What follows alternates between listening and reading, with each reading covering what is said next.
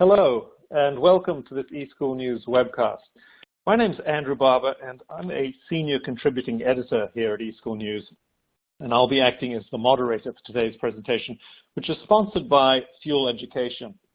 And today we're going to learn how to create an immersive classroom for language learning. And so over the next hour or so, we'll explore some of the research behind immersive learning and what role blended learning can play in immersive learning. And we're also going to take a look at the optimal amount of immersion for students at different grade levels.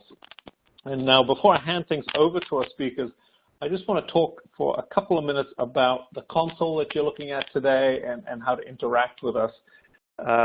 First, we are going to be recording the event today. So in a couple of days, maybe tomorrow, we'll send out an email to everyone who is on the call today, and it will contain a link to the recorded event. And you'll also be able to download a PDF of the presentation from that same email.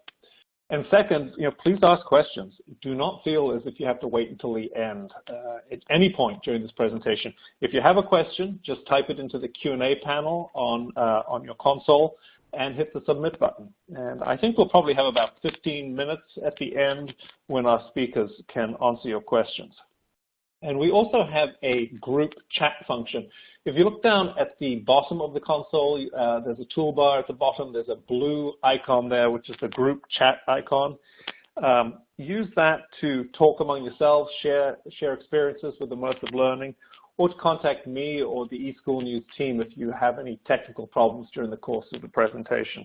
But I do have one favor to ask of you. Please don't use the chat function to ask our panelists questions. They simply aren't going to have time during their presentations to monitor those chats. So once again, if you have a question for them, please use the Q&A panel instead. And with that out of the way, let me now introduce you to today's speakers. Andriane King is a world language content specialist at Fuel Education, and she's been designing and creating online language courses for the past 6 years. And Andriane is also a second language teacher for both French and English.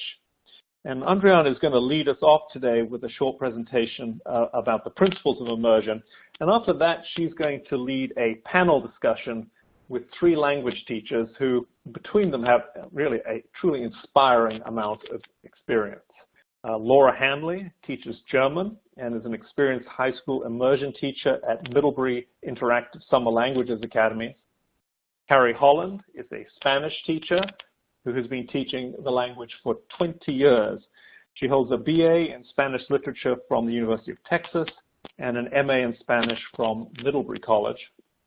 And Susan Lafke is a German content coach who currently teaches live online sessions in German and previously taught adult immersion with parents of children who went through an elementary immersion program. Well, welcome to all of you. It's a real pleasure to have you here. Andriane, why don't you get us started? Thank you so much, Andrew. So as Andrew was saying, today we're going to be talking about immersion. My goal really in my part of the session is to discuss best practices, look at some research, a little bit of what has been proven and done in the immersion classroom, and then we're going to turn to our experts and talk about best practices and how to really apply what I'm going to be talking about. All right, so let's get started. So when we talk about immersion, there's really 2 different types of immersion you can encounter. The first one is in the context of a program. So that might mean a school that all different subjects are taught using a second language. For example, you could have a math class that's going to be given in Spanish, history, etc. And then the second type of immersion is in the context of the second language classroom. So that means really using the language to teach the language. So today we're going to talk about that second type of immersion, how to use the language to teach the language, but we're going to inform some of our observation based on the research that has been done on immersion in the context of a program. So I've heard a lot of different reasons in the past of why people don't want to use immersion or how they feel sometimes intimidated to use only the target language in the classroom. Here are some of them, roadblocks, I call them obstacles as well, and how do you surmount them? The first one could be just a lack of native speakers in and around the classroom. It might be difficult to send your students to use a language outside of class and really practice it with native speakers. Maybe the classroom material that you have, the book or the online course, doesn't follow immersion model. So how do you pair that up so that you can do immersion in the classroom but also use your material? Some people can also assume that their students that are at the level that is too low to be able to be fully in language. It might be too difficult for them. So we're going to talk about that as well. Another reason could be that there's clear state requirement or you have standardized testing that you want to really be able to hit with your students, and you're scared that by focusing on immersion as opposed to really kind of drilling those concepts, they're not going to be able to pass those tests. And finally, I think one big misconception about immersion is that we don't teach grammar and we don't teach language rules. So we're going to talk about that. How do I insert those different types of instruction in my immersive classroom? So again, those are all very valid obstacles. So how do we surmount them? Well, a lot of the response to this can be found in research that has been done on immersion situations. So we're going to look at some of the findings that have been done. And the reason why I'm looking at immersion in the context of the classroom as opposed to only in the language classroom is that there's been a lot more research done on these types of scenarios, and we can draw a similar conclusion. So the first one is that immersion programs are suitable for students from a wide range of learners. So really, it doesn't matter what level they are. It doesn't matter if they're maybe class that is a little bit low achieving. All of this doesn't matter. Immersion program have benefits for all students. The second benefit or second lesson we can learn from immersion program is that the students acquire a high level of functional proficiency. So what is functional proficiency? That's being able to use the language. If you've been teaching for a few years, I'm sure you've come across the frustration that your students are good at the language. They can do well in class, they have good grades, but when you ask them to speak, they can't say anything. So having that functional proficiency, being able to ask questions and not being shy to use the language is very important. And that's something that is truly fostered by an immersion environment. After that, the proficiency of those second language learners is related to the amount of exposure. So again, the more language you use in the classroom, the more your students are exposed and the higher the proficiency is going to be. The fourth finding is that immersion programs are effective for all languages of different language family. So while it might seem obvious to do immersion with French or Spanish, you might be a bit more reticent if you're a teacher of Chinese, but that doesn't matter. There's ways to make immersion work in all languages, and they yield the same type of result. And finally, and to me, I think that's one of the biggest kind of advantage of using immersion is that at the end of the day, your students are acquiring better understanding and tolerance for the culture. So if you want to use the language and really look at it as in a point of view of a whole, so not just the functional part of it, not just the linguistic part of it, but also the culture of it, when they're using immersion to learn or when students are learning through immersion, they're really being exposed to all the culture that goes with it, the different social construct, the people, how they react and act with each other. So that's really important. That's really what we want to bring through immersion for them. All right, so now that we've looked at the research, the principle, and I think that if you're listening to our conversation here today, I'm sure that you're already sold on using immersion. So how do you make it happen? Well, to me, there's 5 different ways that you can bring immersion to your classroom. So the first one is by using comprehensible input and negotiation of meaning. Comprehensible input is that theory by Krashen that you should always provide your students with input that is a level higher than what they can produce. You never want to just have your student be at the level that they can produce using always kind of the same type of sentences. You really want to be able to expose them to a level that's a little bit higher so they really feed on what you're teaching them. And that's also paired up with negotiation of meaning. So by the students, you want them to be able to ask for clarification. They want to be able to rephrase, confirming what they think. When you're working only in the target language, for the students, it's important for them to have ways that they can confirm what they're understanding. If not, they're just going to shut down and not really participate or understand what's going on. So really giving them the tool that they can negotiate and be comfortable in going to you for questions or being able to rephrase or confirm is really important. And also teachers participate in that negotiation of meaning by information gap activities, jigsaws, communication crossword. There's a lot of different activities you can use where students are trying to work at a level that's a little bit higher than what they can produce. And all of those principles, they amount to that greater tolerance for ambiguity. That's an extremely important concept. That's when a student is able to react to a large amount of input and rely on their hypothesis, rely on the skills that they have learned in the classroom to react instead of just shutting down. If you think about a student that might be speaking to a native speaker that's asking them, the time of the day or direction, their first reaction might just be to say, whoa, I don't understand anything. I can't answer this. Whereas if they have built on their tolerance for ambiguity, they might start looking for different clues or different ways to be able to decode the situation and reply instead of just shutting down.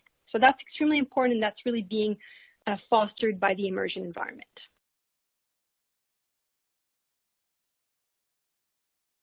So how do we make sure that our students develop those different skills and tips and tricks to be able to respond in the language is by using authentic material and culture. If you are used to using authentic material, you know how much of a good resource it is for the classroom. Authentic material is content that has been created for native speakers of a language and that hasn't been modified for second language learners. If you're thinking about movies, it could be previews for movies, it could be publicity, menus, coupons, flyers. All of those pieces of authentic material have been created for native speakers, but it's also something that your learners could encounter in the real world. So being able to react to those different pieces is extremely important. For example, if you're using a commercial in the classroom, well, the very first thing you might want to do is just play it without any sound. At that point, the students are just looking for visual clues. What can they see in the conversation? Can they see any body language? What does the surrounding tell them about what's going on? From there, the teacher can then decide to do an activity that would be for them to listen for specific keyword or try to complete the conversation by adding the missing words. So all of this helps students being able to have those clues and have those different ways to decode a situation that they're unfamiliar with. If you don't do any of this, the students might just see that authentic piece and say, whoa, that's, again, too much language. I can't do anything with that. So using authentic material also prepares them to be able to go in the real world and visit a website that's completely in the target language and still be able to find the information they want. Something to think about when using authentic material is that with lower levels, there should always be a high redundancy between the text and the audio track. So if you're using a commercial, for example, make sure that what they see and what they hear really makes sense. If someone is doing a gesture, that the word that goes with it makes sense for them as well. Maybe if they're using another piece of audio, that there's a text that goes with it so they can follow. When you get to higher level students, you can then rely on podcasts or radio shows or material that doesn't have that higher redundancy. But at lower level, you really need to give them a lot of tools to approach that material. And the final point with authentic material is always remember to edit the task and not the text. That means that a single piece of authentic material could be used with every different level of students. However, it's the task that's going to be different for each and every one of them. If you think about a document like the food pyramid, for example, that must be something that everybody knows. For lower level, it might just be to look at the pyramid and seeing, the different food groups, what food do they recognize, which one can they name. But as you go for higher level students, it might be to them to react about, creating a menu that would be related to the different level of the pyramid, or even analyzing the nutritious information of what's presented. So it's always important to think about the task that you're giving your student and edit that and not the text.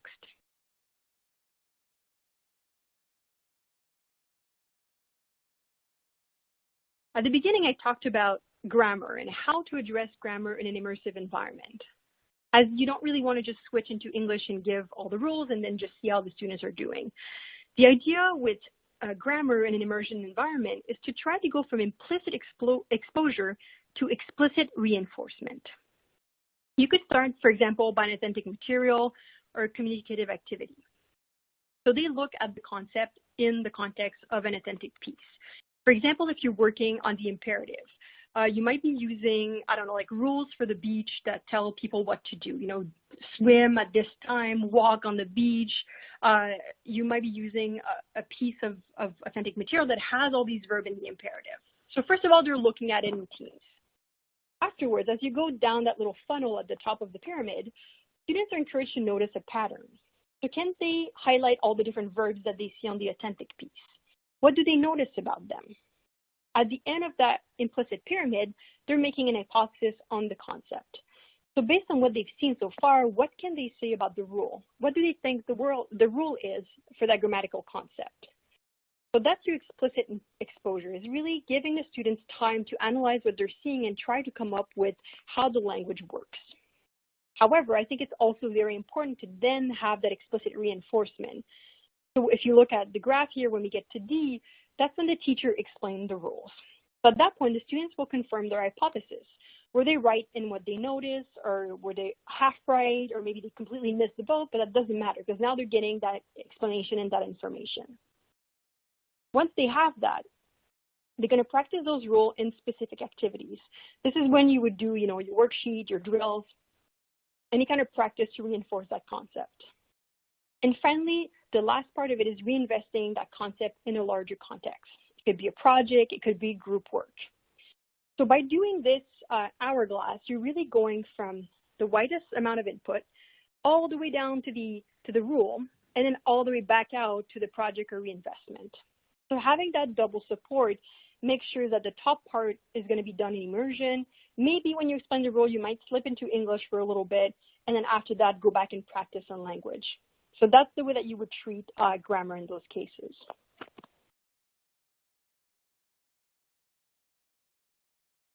So task-based learning. I think if you think about immersion, task-based learning is probably the one thing that everybody knows is quite important. What you're trying to do, you're using authentic language to complete meaningful tasks in the target language. If you've been practicing with your students, acting out, being at the restaurant, well, you're doing some task-based learning. It could be shopping, calling someone. The idea is that the activities in the classroom are going to reflect a situation in their real life. So there's 4 different characteristics of a task-based task or activity. First one is that the focus should be on pragmatic meaning. So what's the goal of the task? What are the students trying to accomplish? The goal of a task-based activity should never be, they should be able to complete the conversation that I gave them on paper. It should always be, for example, if they're at the doctor, they should be able to tell the doctor what hurts. A task should have some kind of gap. Are they the one providing the questions for the conversation? What are they trying to say? What missing information is missing in that situation? The third one is very important, and that's where some people get lost with task-based learning, is that the participant choose the linguistic resources to complete the task. For example, if you're practicing a conversation at the doctor, students shouldn't have a rehearsed conversation with question and answers. They should be the one deciding what kind of words they're using to say what they want to say. And that's very important for them to be recreating a real life situation, as they won't always have that piece of paper that tells them what language to use. And finally, the task has a clear outcome that is non-linguistic. So as I said in the first point, they need to be able to accomplish something that isn't just being able to complete the conversation or use a certain type of verb. So once you're able to apply that task-based learning, then it can be transferred directly into real-life situation and where you really want your students to be able to react in the real world and use the language in context. The second to last point of how to foster that immersion environment is to encourage your student to have communicative strategies. Often we see that if a student doesn't know a word, they're either going to switch to English or they might even not say anything or not use any language.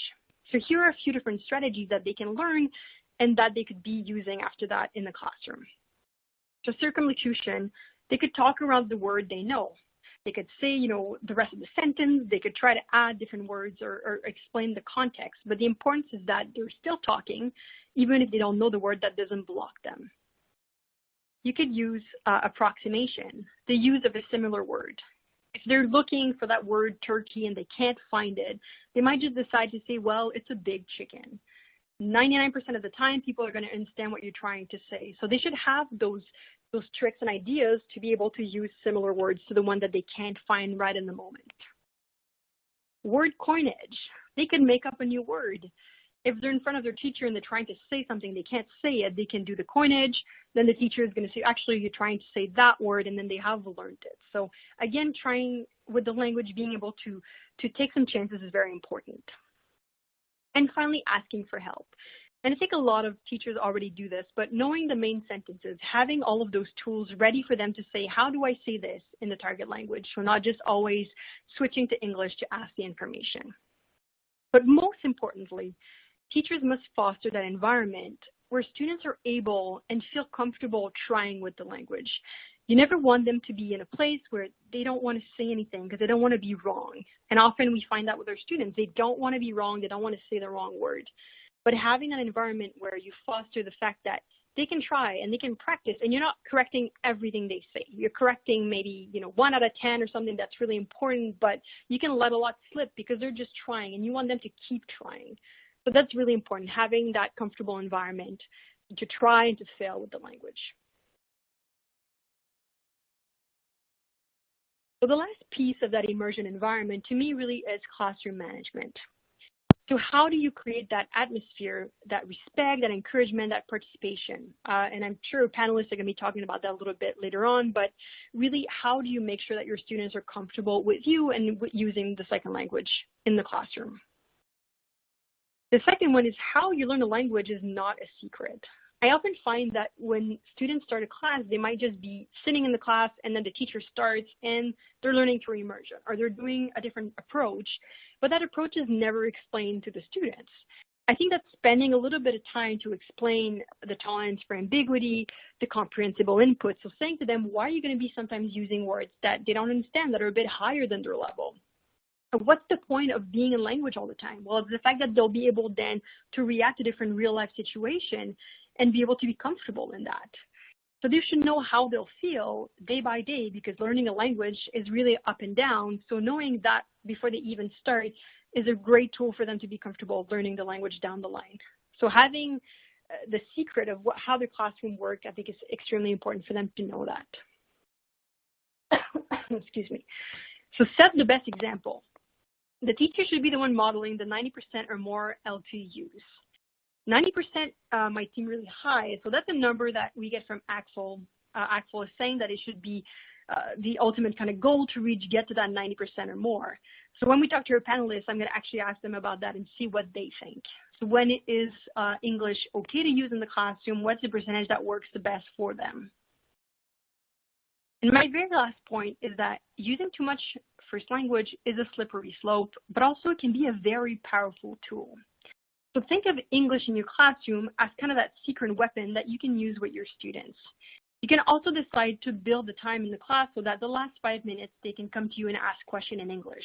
If you have set those boundaries with them and they know there's going to be a time when they can come and react in a few minutes, they'll be able to come and speak English to you, then they'll be much more likely to stay in language because they know they have that time at the end. If you expect them to always be in language and never have that kind of break or moment to speak to you, that's when it can become difficult for them to stay in that language. All right, so at this point, that concludes my first part of really discussing the ideas behind the concept of immersion, how to foster that in the classroom. Before we get to our panelists, are there any questions that I can take right now, Andrew? Well, we could look at one question that's coming in terms of, and you did touch on this.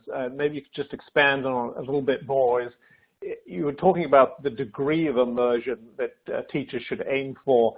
Do you find that varies between languages and levels, or not, or is that pretty standard across the board?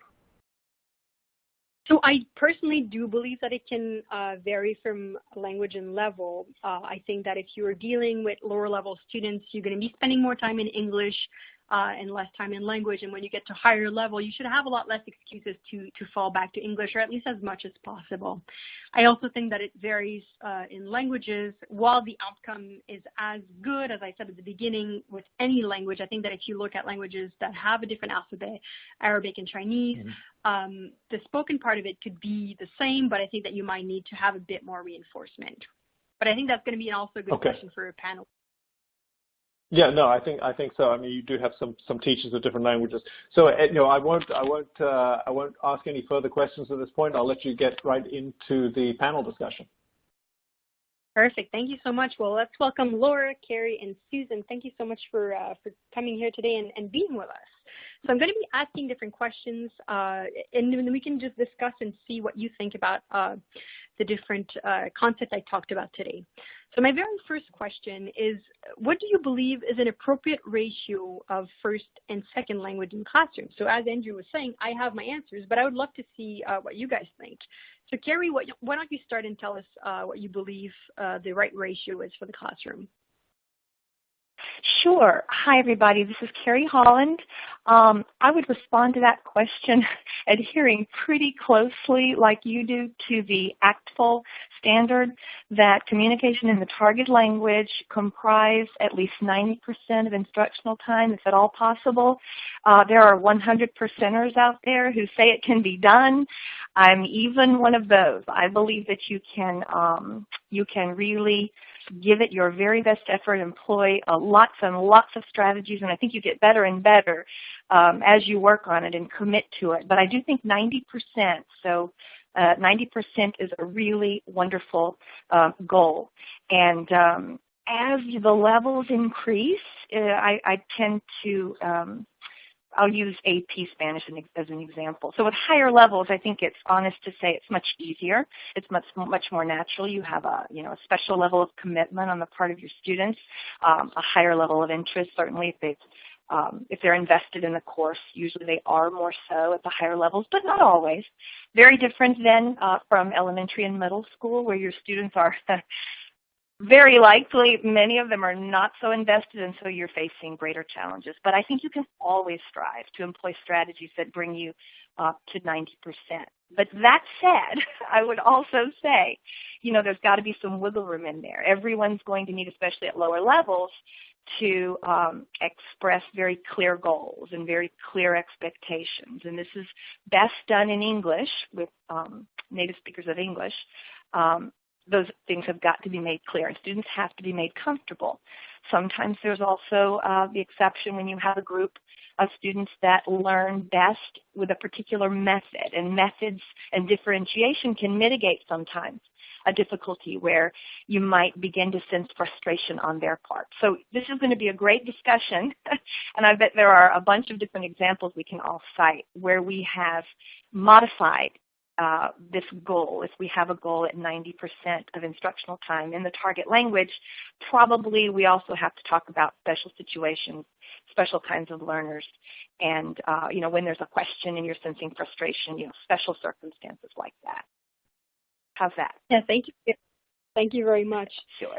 I also think that if you're looking at maybe adult learners of a higher level, sometimes just explaining the rule is going to take you 2 seconds, and then it's going to reduce that frustration. I think if you're trying to hammer too much on saying in language and it's just making them more frustrated, sometimes just slipping into the L2 to the L1, getting that done and then going back into language is really going to be better for their whole general appeal of the classroom and being able to kind of continue. Thank you. So my second question is going to go to Susan, and I would like to know, Susan, how do you navigate trying to stay in the second language in a virtual versus a classroom environment? Hi, yes, I'd like to take that one. Having observed immersion in a brick and mortar situation and then trying to recreate that online, it presents its own sort of unique challenges, but there are lots of things we can do to keep the L2 at the forefront. One of the things we do is that when the students log into their landing page, into their virtual classroom, the announcements, they all start in the language. We have higher level language with some words of the week to encourage them with something cultural to sort of connect them there. And then we also, when we start our feedback, when the students produce the speaking and writing tests and they send them in, we greet them in the language, we sign off in the language, and we use the language as examples. Higher level, you're actually, like when Carrie was talking about AP, and the higher level languages are grammatical suggestions, et cetera, in the feedback, can use the language. But with our level ones, our middle school, we're going to keep it more in English, but with always language examples, so it's always very clear. When they come to the live sessions, we try to replicate being live, where if we were live, we could use facial expressions and body language, but we have images on a whiteboard. And so we try to have a lot of image-rich things. So when we're talking and we're pointing, we don't have to tell them. what that word is. They can see it in an image. And students sometimes will get to a point where they've heard enough and they might type in chat, I don't know what you're saying. So I have sort of a rule in my live sessions. If there's something that they're seeing on the slides repeatedly and they don't get it, they take their pen tool and underline it. That way there's no interruption to the flow of the language. They can just underline, and I see immediately someone's having trouble with this term, and I can quickly step out of the L2 and give them a little L1 hint, explanation, and go right back in. Another thing we've done is that we've established sort of, at least in the German program, we've got a script that we don't have to stick to 100%, but for the transitions between the slides, we have the same thing we say for every slide, for example, and here we have this kind of brainstorming session, and the kids know the term for the brainstorming. They know these terms, they know what they're supposed to do, it's expected, and they're hearing higher level language to move them to the next task because they hear it from the same teacher, they hear it from different teachers, same program. So they come to expect it, and before you know it, they know these higher level terms, and they're using it. And the one of the things is when the kids do get frustrated, I think it's just very easy to not let that spill over, and you just handle it and move back into the language, and then I call it the sandwich. If a student is repeatedly saying something in English, then I will say it in German, then repeat it in English so they know that's what I just said, and then go back into German. And 9 times out of 10, that student will then say it in German, and then we move on. So the sandwich method tends to work very well. Let me see. Anything else anybody wanted to add? I do want to add one more thing, and that is that in our language program, in the curriculum, we have recordings and videos all with native speakers. And they may be thematically connected, but they will speak at a higher level. And students are used to hearing that. So not only do they hear their teacher, but they're hearing different native speakers, and we have a wide variety of children speakers, older people speakers, and so the different levels of language. So they really get a very rich audio environment of native speakers. No, thank you, Susan. I appreciate especially what you said about having that high frequency vocabulary. So having those terms that they recognize, or even a structure of the course that they know what's coming next, so that they're expecting the next activity, they're expecting those words to appear once in a while so that they get more and more comfortable with seeing them and using them. Carrie and Laura, would you like to add anything to this question? Hi, this is Carrie. I would add something. Remember that online in the classroom, you can pitch vocabulary. You can jump in and model in the language, in the target language. So you have all kinds of control, or at least, the ability to encourage and prompt them. And of course, this requires some patience. It's quite an effort to stay in the target language. But if you push yourself, you'll get better and better at it, and you'll find clever ways of doing that. Sometimes a little bit of support, pitching a word out in the text box. I'm always trying to encourage proficiency, and I want to make that environment very positive and very encouraging. So I won't correct a student's grammar while they're speaking. I'll let them speak freely, and I'll do what I can to support that. And then I might want to flash proper verb conjugation, depending on what the most important thing is that we're doing there. Maybe it's a stem change verb, and I want to be real careful to show that diphthong or that, that change that might not have been articulated, but I certainly don't want to jump in and stifle what is developing, emerging, production of the target language. So I like utilize my text box quite a bit to create lists, and that's also strategic in that, students who are monitoring that can see that, and, it's kind of confirming for the student too. And I just kind of use that as a support to keep it in language. Thank you very much, Carrie. For my next question, I'm going to bring in Laura. Laura, as we said at the very beginning, has experience teaching in a full immersion environment with teenagers in a 4-week program. So during 4 weeks, students go to class for 3 hours a day and are only using the language. So Laura, I would love to hear about some management techniques you've used in the classroom. How have you fostered immersion in that situation? Hi. So I, first off, really loved that experience. If I could teach all of my language classes that way, I absolutely would. It's just not feasible from a time perspective and from a life perspective. But there are definitely a lot of management techniques that you can use. You can do the students who are stronger help students who are weaker. You have to always make sure that you're lowering your effective filter so that they trust you and that they trust their class to not call them out or to laugh at them or to make them feel like they're not doing what everyone else can do. So you provide them with a lot of feedback, a lot of positive reinforcement, a lot of encouragement to support each other, to clap for presentations, to help each other out when they need help. Some other techniques that I've used in brick and mortar classes to remind students that they're supposed to be in the target language is to have a stuffed animal.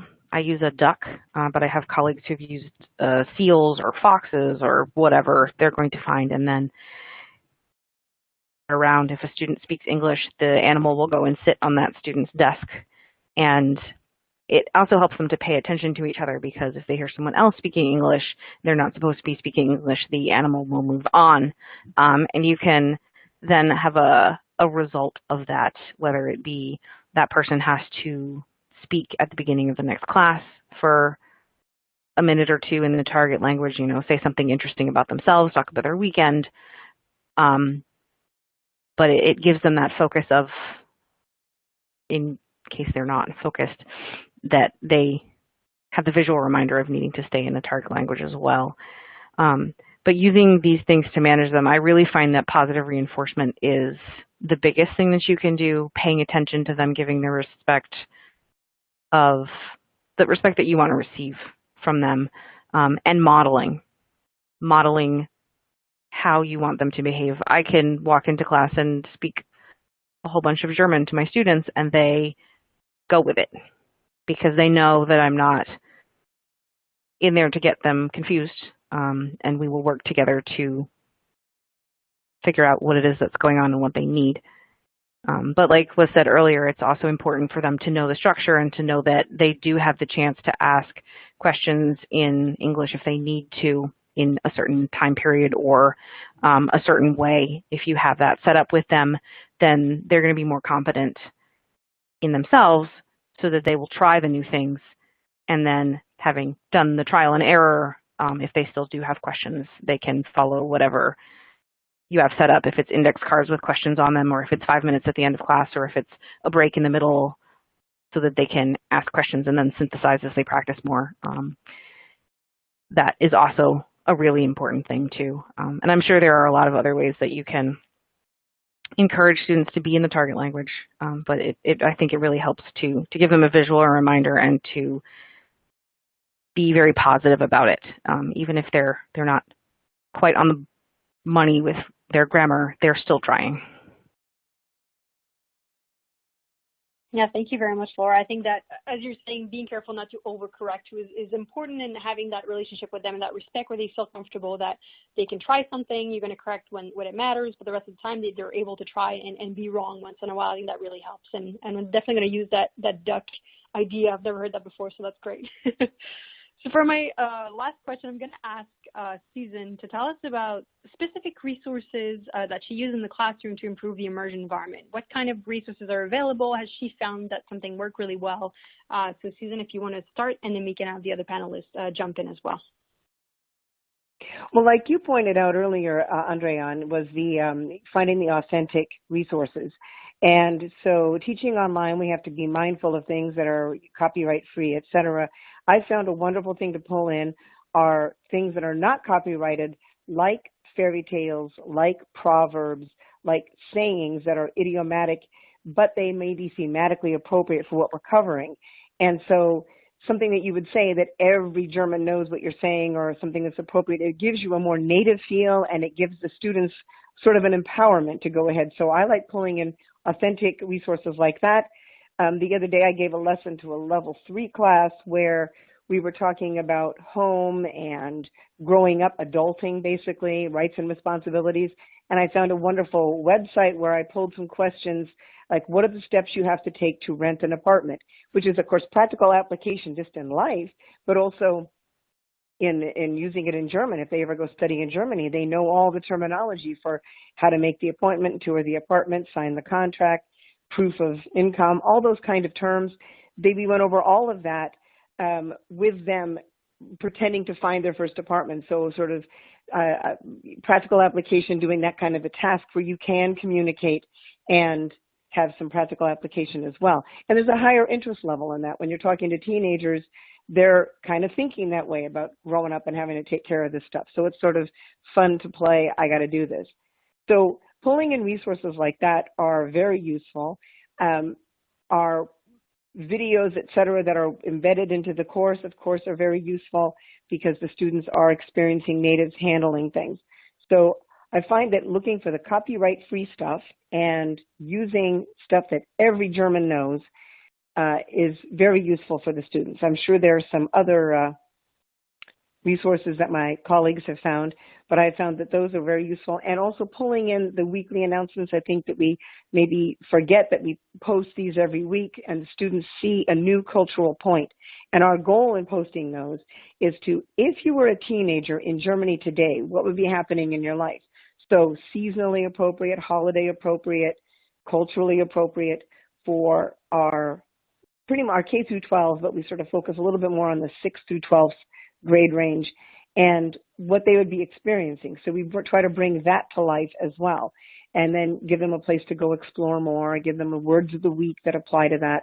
And that's the way we do that weekly, sort of in a passive way. And then when they come to live sessions, they're actually putting it into action.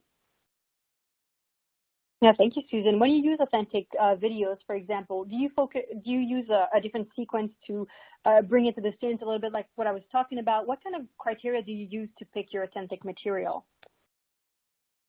Well, because I'm doing live sessions online, I have my first criteria is that it's copyright free. So, and the 3-click rule, et cetera. So I'm finding things that are appropriate. So I try to make it, if we're studying a unit on house and home like we just covered, I'm going to find proverbs that have to do traditional German proverbs about taking care of the house or, you know, having a happy home, that kind of a thing. I'll try to make it match whatever we're studying, and then they learn that appropriate phrase. It's usually short. Sometimes it rhymes, which of course builds in more language skills, and it's easy to remember. So I'll look for things like that. Great, thank you. Carrie and Laura, do you have any resources that you use in the classroom that you want to tell us about? Hi, this is Carrie. I'm just going to jump in. I love Susan's examples, and I think that's terrific to use visuals. I love the idea of film. I love cortometrajes, or just short clips, things that you can find. But it is quite an obstacle to find materials for the online instruction that are copyright free. I went round and round as I prepared sessions trying to find copy-free materials, copyright available materials that wouldn't conflict, and it was a bit of a difficulty. So I resorted at a point to generating my own ideas, having the students do some of that as well in the form of research, and bringing that to the classroom and offering perhaps a summary of a current event, something that just happened.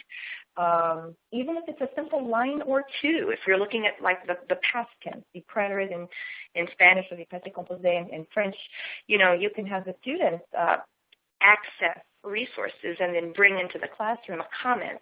In Spanish, this is commonly the comentario that so many Spanish students traditionally need to produce when they walk in a classroom. So it's a very practical method to avoid that. And then we might have discussion about it. We could also generate a summary, everyone constructing a simple few-sentence paragraph about what occurred, what we are aware of, and maybe react or respond, and that might give us an opportunity to use some subjunctive. So, I might pop in and prompt with just a simple prompt that would elicit a particular grammatical form. Other thoughts I have on this, I love role play. I love activities. that engage students hands-on. So in the e-classroom, role play can still happen. It might look more like a conversation, or you might even have a student trying to explain something to another student who's questioning it. I love Susan's idea of the idiomatic expressions, because when you get to the AP level, you know, when you can represent idiom, you can show a cultural competency. This is very important, and this will elevate your score on that AP test. This is really powerful. One fun thing to do with idiomatic expressions is have students explain situations, teach them the expression, have them explain situations they might encounter where they would actually use that expression. Lots of times it's fun to have them guess the English equivalent. So lots and lots of activities and things you can do when you do stumble upon or you do stumble around with copyright and that kind of thing. You can lots of times put it on the student or bring it into the classroom in the form of an activity where they're doing a lot of the generating of the thinking and of the commenting. Thank you, Carrie. I really like what you said about creating some of that material and then using some of the material that's authentic. I think a question that always comes around. So, for example, if you haven't noticed, yes, I'm a French speaker. So if I produce material, is it authentic? Well, it all depends who you're producing it for. If I'm writing a blog post for French people, then yes, it is. But if I'm writing a text for my students, then it isn't. But that doesn't mean you can't use that. That means that you're approaching it in a different way, right? So I think that having that mix of the different material, especially because you're stuck with some copyright in some point, I think that's really helpful as well. So I'm going to say a big thank you to all the panelists for joining today, for giving your feedback, and then I'm going to pass it back to Andrew for the question and for the end of the webinar. All right. Well, thank you, Andrea, and thank you, Laura, Carrie, and Susan, for a really fascinating panel discussion there. And we have, it's obviously prompted a lot of interest among the audience because we have a bunch of questions that have come in from them. So we'll use our remaining 13 minutes or so to tackle as many of those as we can. And I will direct a question to one of you on the panel, or Adrian, and then feel free, the rest of you, to dive in and give your 2 cents worth as well. So let's start with, I'm going to come first to Laura. In your immersive classroom, do you use English on handouts or assessments, apart from directions, let's say, or English-Spanish translation? Do you, I mean, I know you do German, actually, but do you use English handouts and as well as on assessments? So in the immersive environment, I find English useful for quick grammar explanations. So if I'm giving them something that they then need to process and put in so that they can then produce better, more correct language, then I am more open to using English on something like that. If I'm defining vocabulary, I'll do that in the target language. Okay. All right. Yeah, I could. This is Susan. I wanted just to add to that in our online courses, the directions for all the assessments are all 100% in the second language, but the students do have the ability. There's a little bubble they can click. If they're struggling, they can click the bubble, and the directions will pop up in English. But the first thing they see, the main thing they see, the prominent language they see is the target language. But if they are not understanding their directions from that, they can click on the bubble. The interesting thing is that their directions are pretty much very similar. So repetition, builds, and they don't need to click on that bubble so often. Okay. And All right, terrific. Well, thank you. This is Carrie. Sure, go ahead. I would agree with Susan. I do the same thing, and so I teach part-time in a brick and mortar and part-time at online.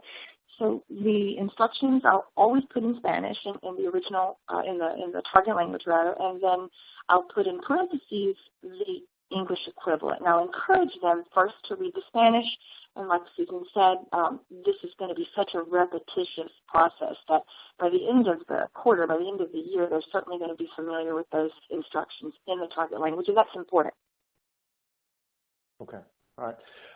Well, Carrie, I'm going to stick with you for the next question, but I would ask, during your response there, you were breaking up a little bit, so maybe you could hold the phone a little closer to your mouth for the next one. But as the Spanish teacher on the panel, I just wanted to ask you, we have a question from Carol, who wants to know how these principles of immersive learning can apply to teaching elementary students Spanish. Sure.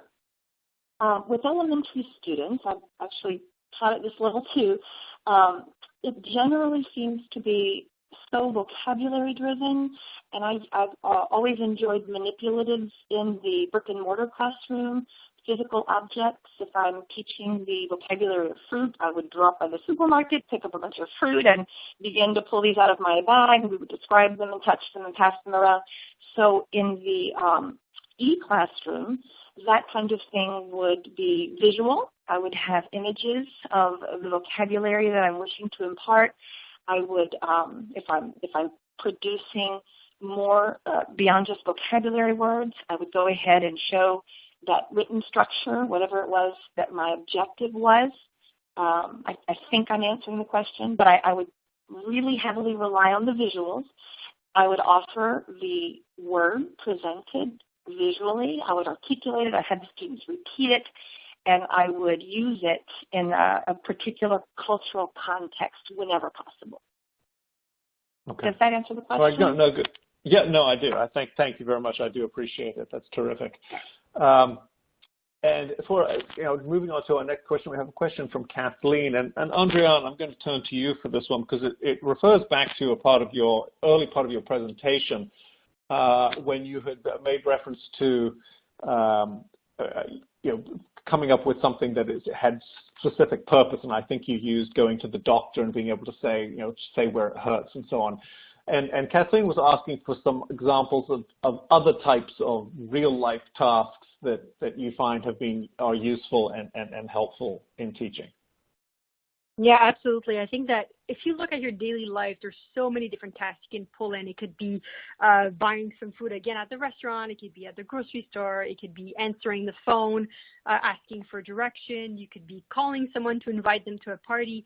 If you reflect on what you do in your daily life, from the moment you get up to the moment you go to bed at night, there's a lot of tasks that you can use for that in the classroom. So I think it's always important to look at what's your theme for the current unit you're doing with your students, and then reflect on what you would do yourself as a native speaker around that theme. So what kind of activities do you do around hobbies, around planning an activity with your friends to go to the cinema? You would call them to maybe buy your ticket, or you would call them to plan what time you're going to the movie. So those are all tasks that reflect, or that are task-based activities that reflect the theme of what's going to be happening in your classroom. Okay. All right, terrific. Thank you so much. And also, Andrian, during your presentation, you did talk about the importance of using authentic source materials and resources. And we have a question from Elisa, who's saying that she teaches Spanish, and she says finding time to find these resources is a huge challenge for her. And she's asking the panel speakers how they find those resources, and are there any specific areas that you could direct her to? Because it's about Spanish, we'll start with Carrie, but then I think maybe we want to hear from the others as well. So Carrie, what about finding these authentic resources? Yes, what a wonderful question. It's a big challenge. It's a big challenge for everyone.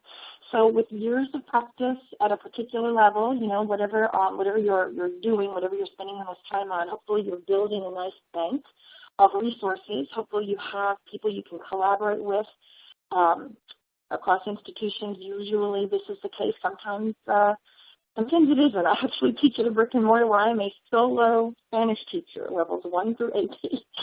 So it's really fantastic online that I have such a collaborative network here with K-12.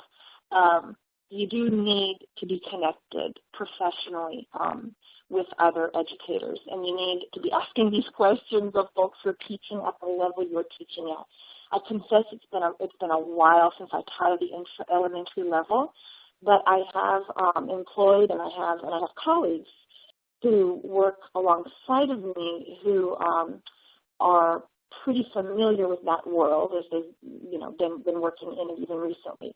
I would tap those folks. Unfortunately, I don't have a terrific answer with a specific right now. Let me look to the other panelists and see if they do have ideas, and then I'll jump back in if I can. Okay. All right. Thank you. Susan, what about you? Oh, okay. Let me just ask for the restating. You're asking about the elementary resources? Yeah, no, about finding authentic resources.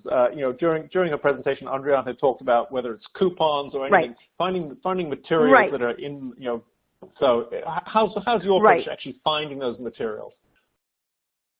Well, finding the materials, for me, going to German, I know that, culturally appropriate stuff like the proverbs, like the fairy tales, but also when I travel in Germany, I take my own photos, so there's no copyright attached to that, and I take photos of everyday places like buildings and places in the cities and places that you're going. So I have ready-made images to pull up and say, this is where you would go in and do this task. This is a commercial for a cell phone program. This is an ATM. And so getting the photos there ready that are authentic because they're in the country and they have the language and the commercials written for natives, I can throw that up there on the screen and we can talk about it depending on what level I'm used to. So my own photos, and then, of course, the internet is a great searching thing, too. Also, the German department, we communicate if someone's traveling somewhere, get a photo of this, get a photo of that for us so we can all share this. And so, yes, the collaborative nature of the department helps quite a bit. Okay. All right, Greg. I understand that Laura's had some phone difficulty. So, Andrea, I'm going to come back to you. And, since this is something you mentioned earlier in your presentation, would you like to expand on that a little bit? Yeah, absolutely. I think that the best way to find authentic resources, and again, I think as the person asking the question was saying, it's not something that's easy, but I always like to make a list of, in French, because I'm teaching French, what are the different radio stations? What are the different TV stations? What kind of website or Instagram popular people that are out there that I could be using or looking for photos, people that are in Paris, people that are all over the world that would have some images that I could use in my classroom. So really having that list of different medium that are popular in the target language is going to be really helpful. So from there, you can go to the website of that TV station. You might be able to access some of the videos and play it in class. I also sometimes like to look at a government website. It's not the most entertaining, but as I was saying, sometimes if you're doing a lesson on the imperative, there might be a poster or a drive during that winter season that's going to be on getting your flu shot or washing your hands. So those are all things that are authentic and that are important for the students to know, and that's all going to be free on the government website. So that's also a good place to look. We also have a PD website that you can go in and sign up, and I think that we have some documents that explain some places that you can go to find authentic material. So that's something else that you can do as well, and that could give you some ideas of where to look. Okay, terrific. All right, now I understand we have Laura back. Welcome back, Laura. Do you have anything to add on where you go to find your authentic resources for use in the classroom? I definitely agree with what was just said about the news and the government resources. Something to think about that I didn't until someone else mentioned it to me was that with the influx of immigrants into Europe, there's a lot of literature being written for this is this cultural thing. There were pamphlets about Carnival, about Mardi Gras in Germany, and what the and how they could participate in these things and what was expected of people who participated in these kinds of cultural activities.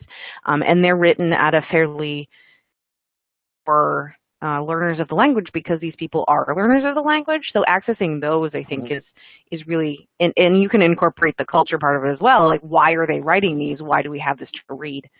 But also there are some websites that are news specifically for children, and they speak a little bit slower and they use vocabulary that kids understand. So I use those as well as some of my go-tos. Okay, great. All right, well, thank you. This is Susan. Sorry. We are rapidly running out of time, so I think I'm afraid I'm going to have to call it off there. we do have a lot of questions that we didn't get to from the audience, and if you did ask one of those questions, someone from FuelEd will follow up and get you an answer to your question after the event. And before we all head off to complete the rest of our days, I do have a quick favor to ask of you, just to answer this one poll question. Would you like to schedule a customized one-on-one demonstration of FuelEd's world language courses? So just take a second to hit cover that, and that is it though for today. As we head out, I just want to thank Andrian King and Laura Hanley, Carrie Holland, and Susan Lafke for really a fascinating discussion today about immersive learning. And I also want to thank FuelEd for its support today. And one final reminder, we will be sending out an email in the next day or so to everyone who attended when the recording of the webinar is ready. So thank you all, and this concludes today's webinar. Goodbye.